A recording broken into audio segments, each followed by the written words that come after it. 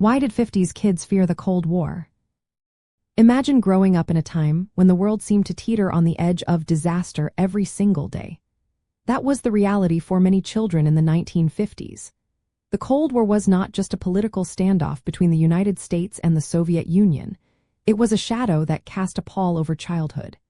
Kids heard about nuclear bombs in school, saw movies about survival, and learned to hide under desks in case of an attack. The government even made films like Duck and Cover to teach children how to protect themselves during a nuclear explosion. Schools held regular drills, and children practiced crouching down, covering their heads, and staying quiet. These drills made the threat feel very real, not just something they saw on television. Radioactive fallout from nuclear tests was another reason kids feared the Cold War.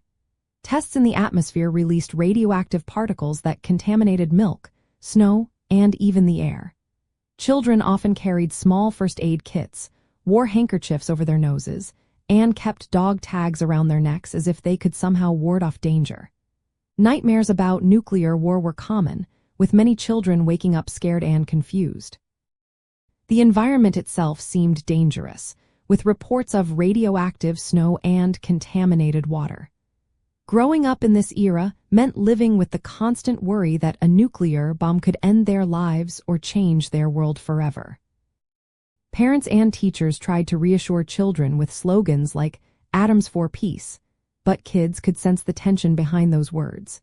They saw adults worried and sometimes in denial about how destructive the bombs could be. The fear was not just about the bombs but also about what the future held. Many children felt caught between the hope of a peaceful world and the terrifying possibility of destruction. This created a strange mix of innocence and anxiety that shaped their childhood memories. The Cold War also influenced how children saw their roles in society. They participated in civil defense efforts, helping to build fallout shelters or practicing emergency procedures. Some kids even acted as cultural ambassadors, promoting American values against communism. But behind these efforts was a real fear that the world could end at any moment.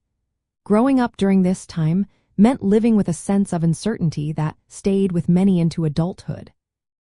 From a nostalgia point of view, these fears are remembered as part of what made childhood in the 1950s unique.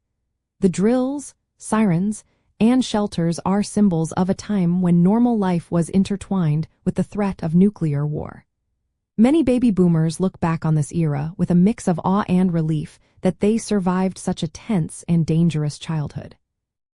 Their stories reminded us how fear can shape a generation, but also how resilience and hope can endure despite the shadows of the past.